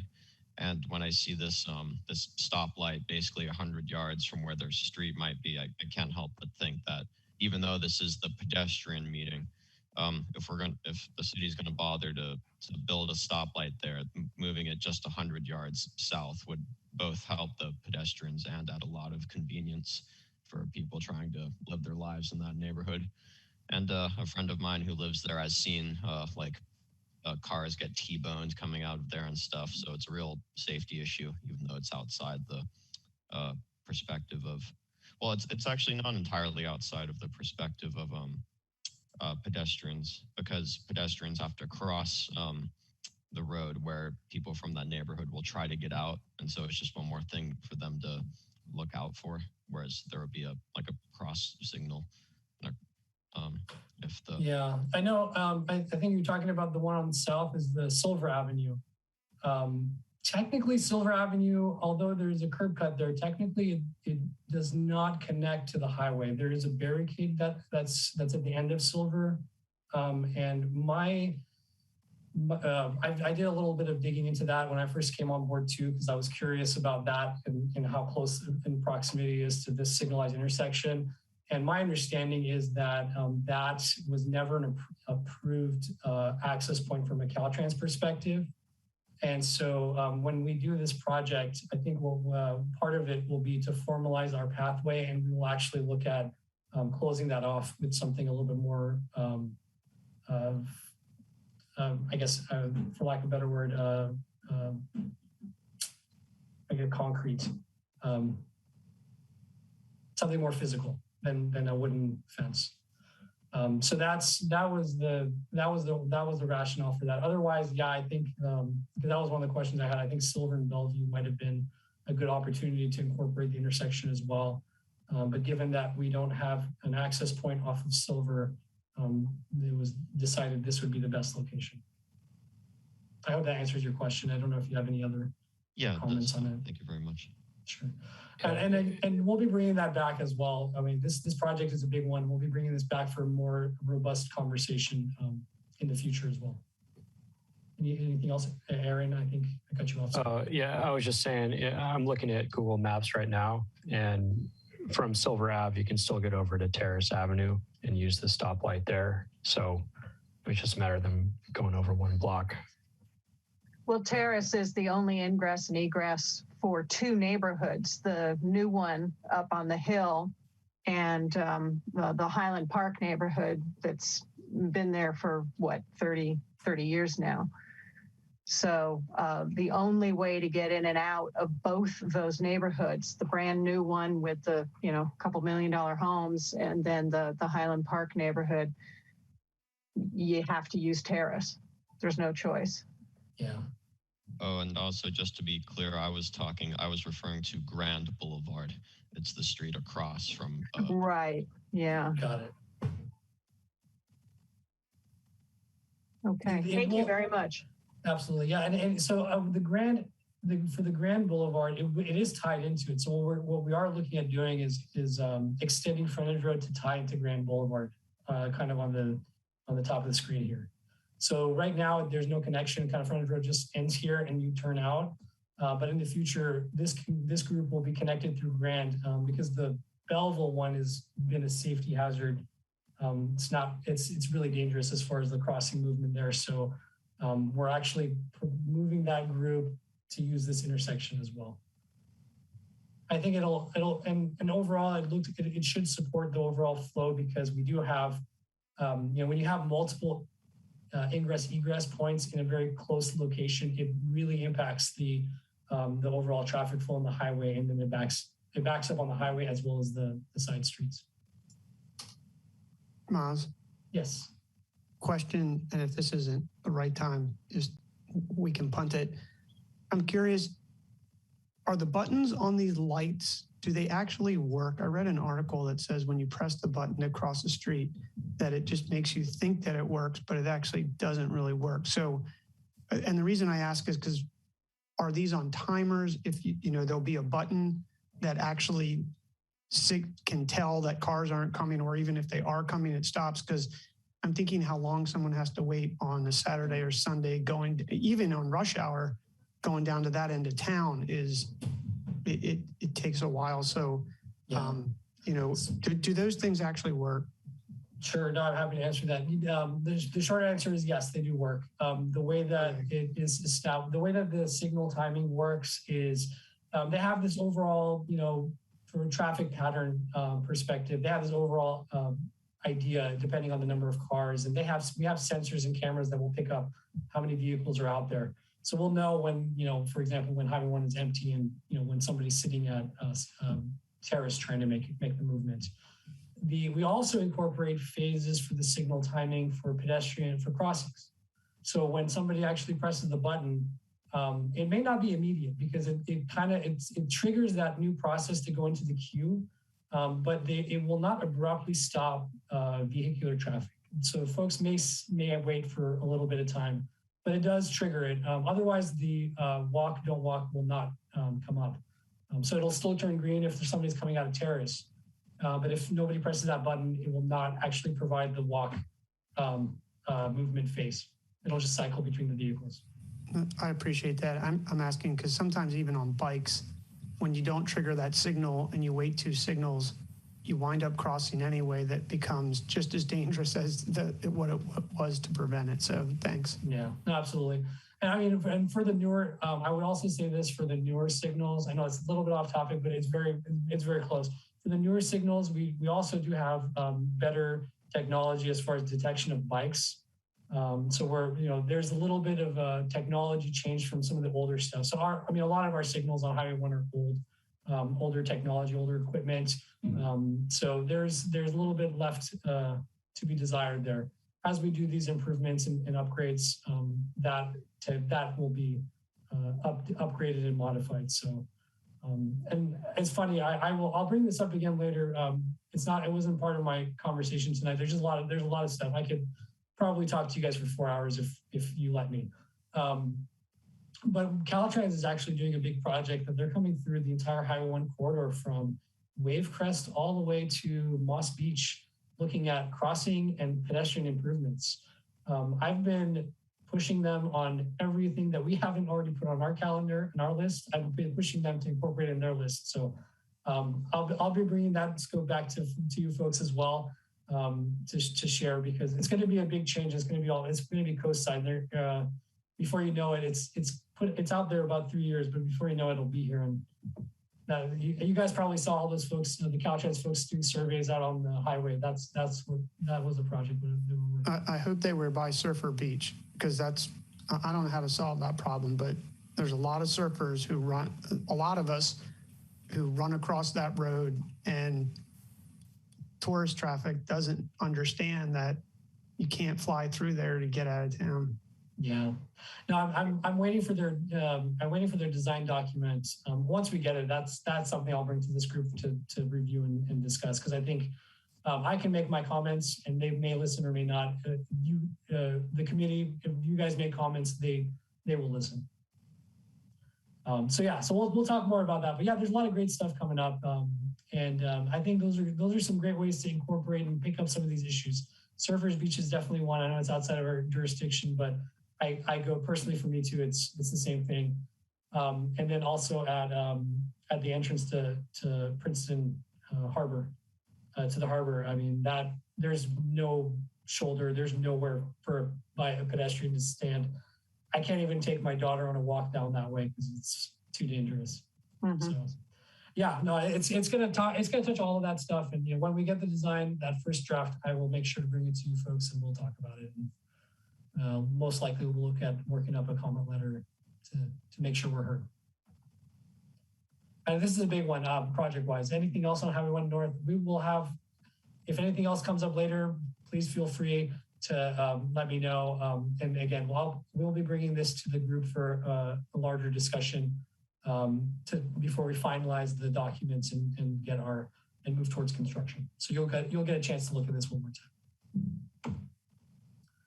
time. Another one I wanted to touch on, it's our Poplar Street Traffic Calming Project. We have a project that's been on the books for a little while. It had a hiccup. We started it back in 2018 when I first came on board, and we had a lot of community meetings. A lot of them were done through the Bicycle and Pedestrian Advisory Committee. Unfortunately, this was one of those projects that fell to the cutting room floor when COVID first hit. It was one of the projects that was put on pause due to financial uncertainty. And we have just now brought this project back on track. So we've done a lot of public outreach. We've heard from a lot of the community of what they'd like to see and what they don't want to see. And so we're working on the design right now. And I don't have anything to share with you, unfortunately, tonight. But this will be something that I'll be bringing up. Hopefully by the joint meeting, I'll have some additional information. The consultants just started back up on the design and some of the environmental documents. But our goal is we have funding for this from a grant source. We have about $1.2 million. Our project estimate is in flux right now, trying to figure out what we can do, what we can achieve with that. But the project overall is one, traffic calming, but it's really about accessibility and access. So we're looking at doing class 3 bike lanes throughout the corridor. It is a very narrow pathway and narrow streets. With all the trees. A lot of the feedback we received that the community likes the trees out there, the cypress trees. So we are looking at keeping all of them and working our improvements around them. The right of way is wider than the street itself, but folks have, the city hasn't done any improvements out there formally. And so folks have encroached over time. But this project will look at adding pathways on the side for multi-use and then having class 3 on Poplar Street with pavement markings and signage to provide more visibility. We all know we get a lot of tourists that come down Poplar Street. So this is a big one for us. Ideally, I'd like to get the design done by the end of the year just because of the funding source and due to the pause in our schedule, we're kind of up against the clock. So this will be one that you'll see at the November meeting. This will be the next one we'll definitely bring to this group for a conversation. We'll be inviting the community. So I'm going to expect a good group of attendees for the next November meeting.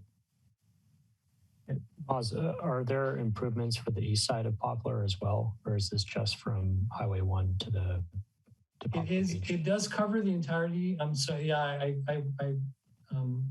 had a better image, but I did not incorporate it into this slideshow. But yeah, it actually goes from Main Street to Highway 1 and then to Railroad, basically.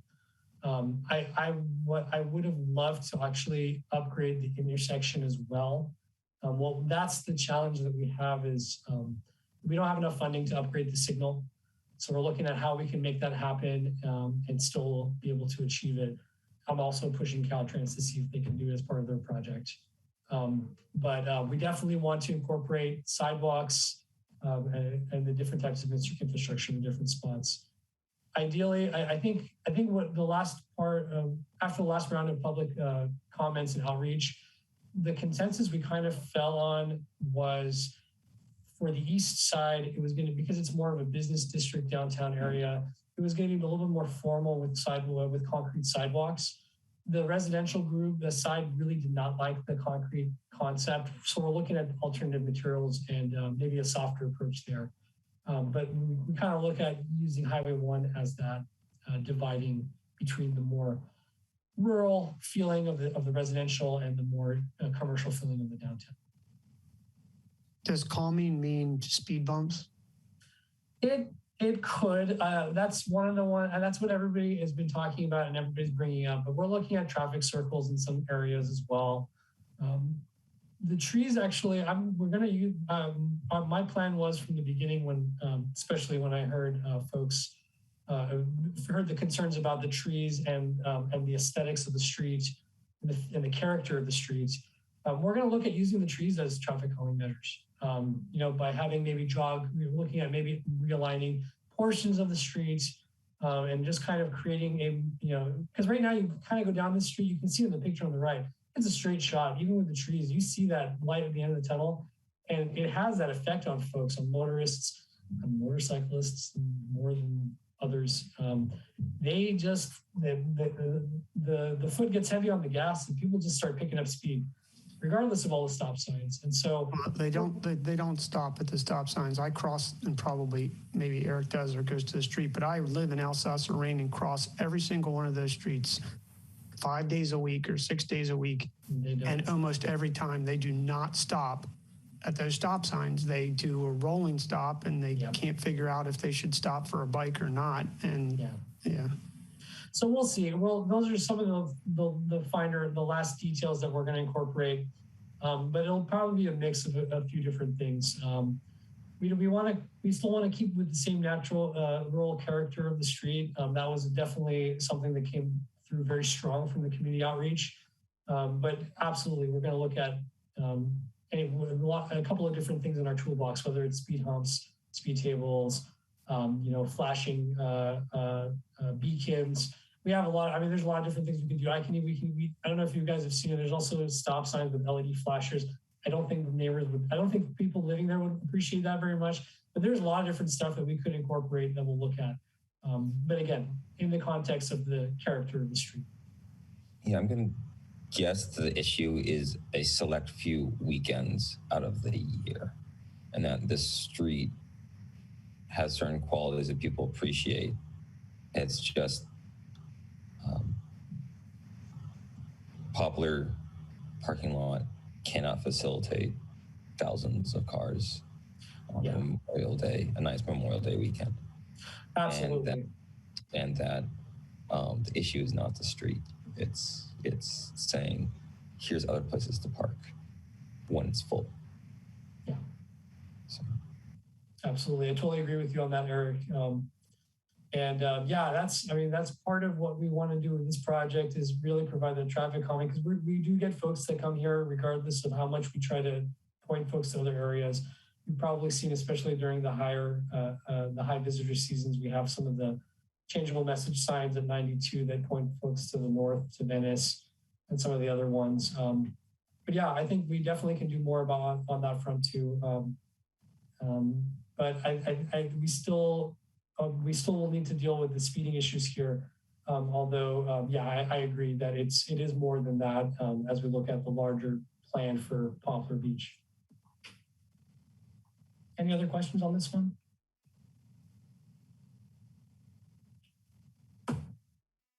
All right, another one that we've been working on, this one kind of came together organically. We were in the middle of COVID. We have a couple of different transportation agencies that help with funding. Caltrans is one of them. We have the Metropolitan Transportation Commission that is responsible for divvying up funding in the region for transportation purposes. I mentioned the San Mateo County Transit Authority. We also have a county association of governments that gets involved in funding. They're the ones that are responsible for some of the ballot measures, and they've supported the TA. And so they came out with this grant kind of in the beginning of COVID, and we were kind of looking around and seeing, what can we do to incorporate? And we started looking at two things. One was looking at the streeteries that were kind of popping up with the restaurants and retail in the downtown area. But also implementing some of our non-motorized improvements, things that have been holdovers from the master plan that haven't been able to be implemented for one reason or another. And we put this package together for this project. This is just a snapshot of it, but what we're looking at doing is incorporating Class 3 bike lanes. In the downtown area, it's about half a mile, but we're actually linking it to another project that takes us all the way through 92 and links to North Main Street. At least in the Highway 1 and North Main Street. So we're looking at really kind of building out this network from the downtown area that will get us close to the high school and over to the proposed new pathway that we're taking north on the east side. So it's a nice little project in that it kind of defines those little areas. This one is, we're refining some of the design elements and talking to Caltrans because we do have some area. We have to work through 92, which is a Caltrans area, so we need permits from them. But we're working on the design and refining it. And this will be, I think on the November meeting, we'll have a more specific discussion on this project and some of the elements of this project. But in addition to the bike lanes and what we're proposing to do on this project, we're also looking at doing safe crossings. And those are marked with the red connotation in the intersections. But by basically looking at additional striping, doing the crosswalk striping in the ladder format instead of the more basic longitudinal lines, really bring more visibility to it. I know some folks feel, I know I've gotten some comments that doesn't do enough. People are still looking at their phones. And I know the driver behavior is one of the toughest issues to deal with. There's going to still be educational component to all of this. There's still going to be an enforcement component to all of this. But the hope is that, but there is science behind the fact that highlighting and marking these crossings with reflective materials, by keeping on top of the refreshing of those paints does do a little bit to help get attention of drivers that may not be paying the most attention to the roadway. So we're going to look at incorporating that as well as some directional parking signs. We just thought that this would be a good opportunity to incorporate. And we got a lot of folks that park right that first block of Main Street, maybe the second block of Main Street, and there's usually a lot of other spots kind of on the side streets. So we thought this would be a great opportunity. We're going to be in the area to try to help and point some of our visitors to some of the other parking spots around the downtown area. So this will be a fun project. Again, it was one of those opportunities that kind of came up. It's been a lot of little projects on our list, and we figured with this grant opportunity, there wasn't a lot of interest, and we jumped on it and were awarded the funding. So we're looking at implementing that. Some of the money has actually been available to some of the restaurants and retail spots as well as under this grant. It was kind of nice that we were able to get the funding and help in kind of a couple of different ways the community. Some of the orange barricades that you see up in the downtown area, those were purchased as part of this grant application. We can use it for other events. If we have, whenever we have cycling events at some point, hopefully more things start picking up, we can use these as well for those things.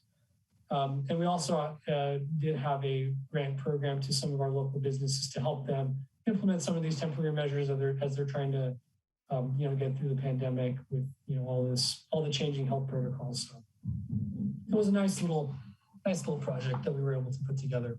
And again, this was a big one. We'll be bringing it back to you guys for a more in-depth review and overview of the project and looking at some of those elements. Any questions before I go to the next one? I'm happy to go back if you guys think of something too. And then this is one, it's not on any of our lists, but this is something that lives in our bicycle and pedestrian master plan. There is a list of small projects. I wanted to just kind of highlight this here as you guys go through the master plan. Take a look at some of the other ones. A lot of times we will get to some we will look at these elements as we do larger projects. Some of these things we can package together and make it as one project, and some of them are small enough that we can take care of quickly. So this is a good one to kind of take a look at as far as some of the low-hanging fruit as far as the projects on the list that are coming up. If you guys are interested to see what is kind of out there on the list that we haven't gotten to. Some of these things we've done, some of them we haven't. But again, there's the small project list, there's larger project list in the master plan. So please take a look at that. If there's any questions or comments, we definitely can touch base and go through that in more detail. Any other questions on this one? I think I'm missing a slide, and I'll touch on it real quick. But I am missing one slide. I wanted to also touch base on a partnership with the Cabrillo Unified School District. Carlene was wonderful in getting some grant funding together for some crosswalk improvements at Kelly Avenue. You guys are probably very familiar with that at Pilarcitos and at Alsace-Lorraine. You have a lot of folks crossing, a lot of traffic in those areas, people coming to and from work and home. And we're looking at making some really important changes there. We've had complaints about people blowing through stop signs. We've had some garbage trucks that have gone through stop signs because of issues with visibility. So we're going to look at implementing some improvements there. At the Hatch intersection at Pilarcitos and Kelly, we're looking at doing some lighted beacons to really bring attention to the intersection when, especially during school hour, drop off and pickup hours. We're going to look at finishing off the crosswalk at that leg. There's that one leg on the west side of the crosswalk that is missing. We have the other three. So we're going to finish that that intersection up and incorporate those safety elements, as well as some additional signage. And then we're looking at the Kelly and Alsace-Lorraine in a very similar mind frame. Again, stop controlled intersection, but a lot of folks have been rolling through. We've got a lot of complaints and concerns about it. A lot of near misses with pedestrians trying to cross. So at that one, we're looking at other improvements as well. Likely look at an elevated speed table crosswalk at that location, just with what's going on over there. But again, we just got a consultant under contract to start the design work on that to help us put the construction package together, and we'll bring it back to you guys for review and comments at the next meeting. And again, yeah, big thank you to Carlene for running that grant application, getting us those funds. We didn't get everything we asked for, but anything counts, and the city is happy to cover the remaining balance to get those two important intersections upgraded. That was it as far as the list of projects that I wanted to kind of go through and provide the overview. I know it's a lot, and again, I mentioned I can talk about these projects in a lot more detail. I didn't want to go into too much information at this first meeting. This is, as you guys go through these documents, I know you're going to have more questions. You're going to find areas where you're going to say, wait a minute, we've got this small project and this is perfect opportunity to implement on this big project that I see in the CIP. And so once you start looking at some of those things and seeing how they kind of merge together and where they intersect, I think you'll have more questions. And again, I'm happy to answer them, whether you want to call or send me an email. Happy to go through any other details. And I know we have a couple, we have one meeting established with you guys individually. I think Sherry got one response back, but yeah, if you guys want to set up meetings with us individually to go through more details on projects or anything, please reach out and let us know. Happy to do that.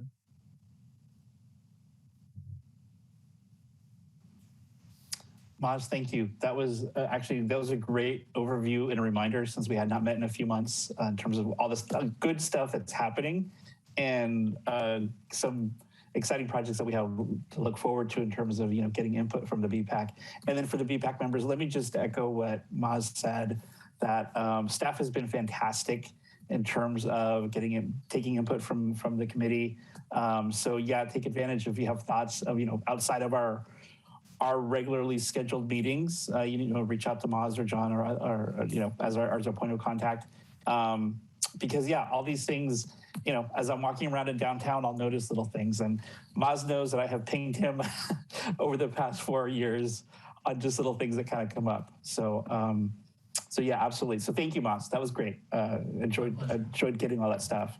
And I'm like you, Mario, I don't have much of an ego, although I've studied civil engineering and construction and transportation management. I am happy to hear any comments and concerns you guys have. So don't feel like you're not stepping on any toes. Thank you, Maz. Appreciate the openness. So with that, for the rest of the committee members, any questions for Maz on what we just heard?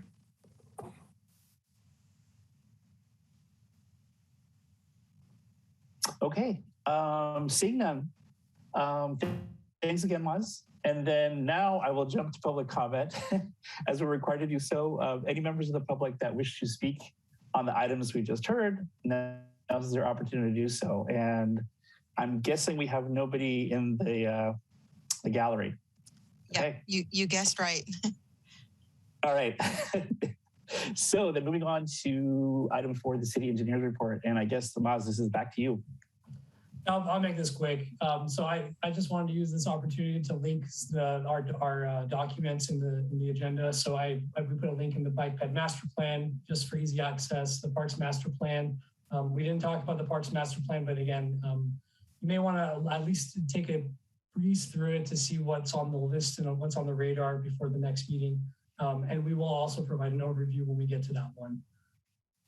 The city's adopted capital improvement program, that link is also available. We update that annually, and you guys will see this process unfold with the front row view as we start this next year's budget cycle in January, February timeframe. Last and not least, we do have a city projects webpage. We have all of our capital projects listed there, the active ones. We try our best to keep it up to date. The same project managers are running the projects are the ones that are updating the website. We don't have IT support for that. So, but if anything's out of date, I apologize. Please let me know, and we will take care of it immediately. But again, that's also a great source for information. We do links of past meeting items. If there was a past document that was provided to the community, those will be linked in there. And so it provides a nice little history. A little bit more background than just the snapshot that you see in the CIP. That's it for me. If there's any questions, I'm happy to answer them. Great. Again, thank you, Maz. Good idea linking them. Hold on to this document in your email. That way the links are always live and you can reference them. And of course, they're available on the website. So with that, we're moving to adjournment. Again, let me thank all of you for your time this evening. Thank you for volunteering to be on the BPAC. I think you'll find it to be very worthwhile and enjoyable. I think you got a taste of what we will be looking at moving forward in future meetings. And I think John kind of laid the groundwork that tonight was very much about overview and giving you some of the legal requirements and whatnot. But I think moving forward, you'll find there are meetings we'll be more doing the deep dive into these projects and getting feedback. And as Mas mentioned, given the topics that come up, our Half Moon Bay community does engage. And when we had in-person meetings, we had some packed houses at times, which is great. It's just, nice to see that folks care about some of these issues. So with that, just a reminder that our next meeting is the joint meeting with the Parks and Rec Commission on the 29th. We'll get a confirmation of all that. And thank you once again, and we'll see you next time. Thanks, everyone. Nice to meet everyone, and look forward to hopefully doing this in person sooner than later. Thanks a lot. See you. All right. Good night, everyone. Have a good night. Good night.